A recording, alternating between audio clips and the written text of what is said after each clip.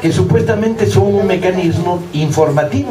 O sea, las encuestas sirven para decirnos qué es lo que opina la mayoría, a la que nosotros no tenemos acceso, porque fuera un primo pendejo en Toluca y una novia que tuvimos alguna vez en Yucatán, pues no sabemos cómo piensa el país.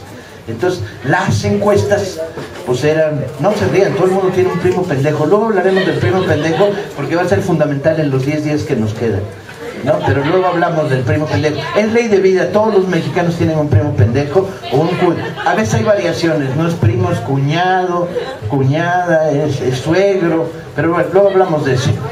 Hermano. Bien. Entonces las encuestas, que eran supuestamente un material informativo, pues habían vuelto un arma de propaganda potente. Nos estaban bombardeando día tras día, diciendo: Peña Nieto, 52% de intención de voto; Andrés, 18, 15, 14, 12, ¿no? Andrés no existe, está borrado. En tercer lugar, hasta la tarada de Josefina va por delante de él, ¿no? Y una y otra vez, y una y otra vez. Y la televisión es una máquina cabrona, porque el 80% de los mexicanos reciben su información de la televisión. No de los periódicos, no de internet, sino de la televisión. Y la reciben además de muchas maneras, no solo de la manera directa de estar frente a la tele y oír, sino: me dijo Pepe que dice la tele, y es como si hablara Dios, chinga, ¿no? Me dijo Pepe que dice la tele, ¿qué argumento es ese? ¿No? Ya ni siquiera de primera mano, de segunda. Pero estaban hasta las botas metidos en una propuesta desinformativa. Los compañeros que están hacia atrás, hasta atrás, si se vienen para acá y no tienen miedo de sentarse en el suelo, por aquí hay un chingo de hueco. Los de hasta atrás, si no tienen miedo de sentarse en el suelo, por aquí hay un chingo de hueco. Y hasta sillas hay. Bien, y entonces había construido una especie de panorama, de visión de conjunto, que decía: ¿ya para qué pierden tiempo, compañeros? ¿Para qué vamos a perder tiempo yendo a la lucha si ya la tenemos absolutamente perdida? Y eso desmoralizaba en el movimiento social.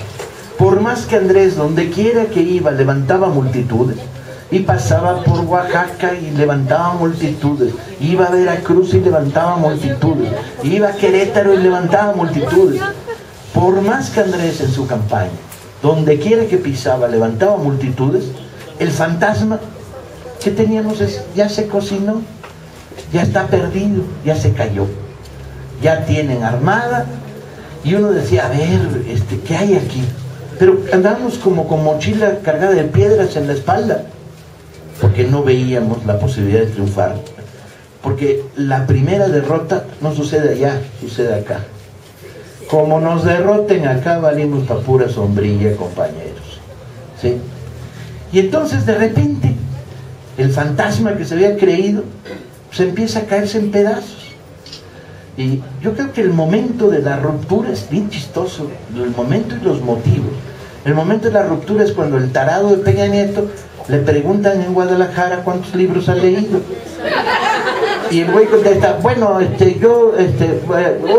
la Biblia, leí la Biblia, pero no toda, dice, pero no toda.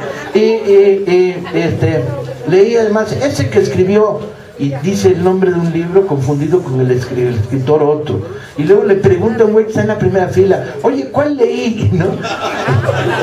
Era un espectáculo lamentable, ¿no? Era ver el títere que estaba ahí. Y no es porque tenga que leer libros, aunque no le vendría mal. El otro día dijeron: ¿por qué no le regalan un libro a Peña Nieto? Y dije: qué pinche desperdicio, ¿no? Que lo compre y eso que lo lea, ¿no?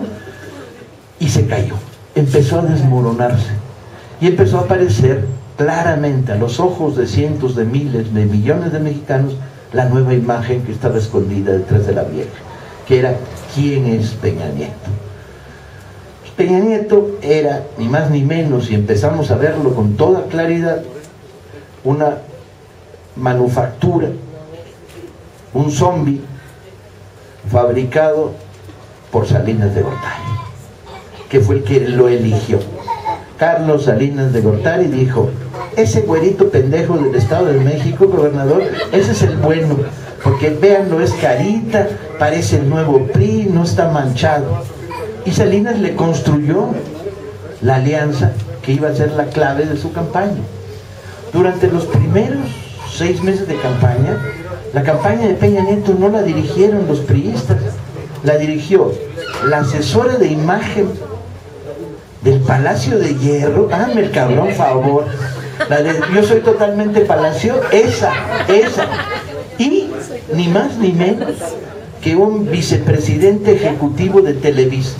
Y le decían, cuando agarres el tenedor con la mano izquierda y es así, que se te quede el dedito flotando. Y le decían, y el copete, y te vamos a quitar, no traes demasiado copete, vamos a quitarle todos los días 3, 4 milímetros hasta rebajártelo. Y cuando sonríes, levante la mano. Y empezaron a fabricarlo. Le escribieron sus guiones y sus discursos. Y fue una especie de manufactura fraudulenta, como cuando un actor hace un papel chafa hasta la muerte, porque además Peña Nieto, en la alianza que Salinas le construyó, pues tenía las relaciones más oscuras posibles.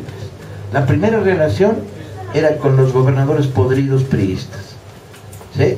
Ulises en Oaxaca, el asesino de 22 compañeros del APO, Moreira en Coahuila, Yarrington en Tamaulipas, el gober Precioso en Puebla, pedófilo y criminal que no está en la cárcel porque Dios es de izquierda pero todavía no se ha enterado, ¿no? Hay que informarle, y toda esta casta de gobernadores priistas íntimamente vinculados al crimen, a la corrupción, a los negocios turbios, ¿sí? Por un lado. Por otro lado, tenía una primera alianza que era muy importante para el diseño que Salinas traía en la cabeza de el nuevo PRI, con el Baester Gordillo. Baester Gordillo fue la principal operadora del fraude electoral en las pasadas elecciones. Ella organizó el trasvase de votos del PRI al PAN en casillas que nosotros no habíamos controlado. No solo el mapacheo normal que conocemos de todas las casillas chicas, el que pedimos que se revelara, con eso hubiéramos ganado, era suficiente, el voto por voto, casilla por casilla, sino el 1,5 millones que lo acercó a ponerse a .5, ¿no? Y que permitió entonces crear una diferencia que pudiera el pequeño fraude dar la victoria. Y el Baester, mejor conocida como Chucky, el muñeco diabólico, porque es igualita, chingada, igualita, ¿no? Era otra de las piezas de la articulación del proyecto Salinas. A esto se añadía una alianza con algunos sectores del PAN, en particular con Ceballos, llamado La Ardilla, porque es panista, cogía en los pinos, en la época priista. Ni modo, ya les dije que soy bien lépero, mil perdones, compañeros y compañeras. Los niños que están aquí, digan las cosas que yo digo, pero no las escuchen, ¿sí? Y había una tercera articulación que es rarísima, nunca se había dado en la historia de México, con las dos grandes televisoras. Curiosamente, las dos televisoras que habían estado matándose una a otra para conseguir negocios turbios, beneficios, apoderarse de las redes de la radio, el digital, se pusieron de acuerdo en este es nuestro hombre, Peña Nieto es nuestro hombre. Y junto con ellas una parte importante de los grandes medios de comunicación, Excelsior, la cadena de los soles, Milenio, lana por medio. Y empezó a fluir el dinero en cantidades increíbles. Luego hablaremos de esto, luego hablaremos del primo pendejo y del dinero. Recuérdenmelo por si se me olvida. Entonces se construye la candidatura de Peña Nieto y el nuevo PRI, de repente, a los ojos cada vez, todos los días de más mexicanos, pues es el viejo PRI. Es el PRI de la corrupción, y es el PRI de la represión, y es el PRI del proyecto neoliberal.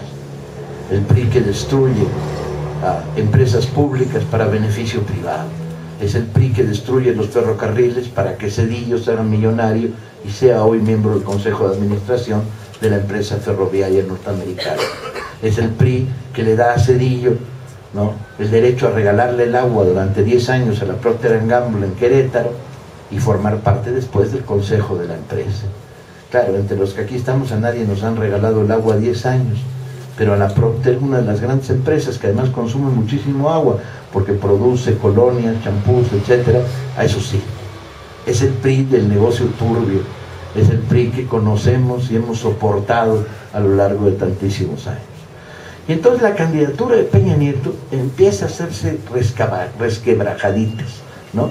Se le cae un cacho por acá, se le tuerce la sonrisa, se le olvida el guión, no se siente tan seguro como se sentía.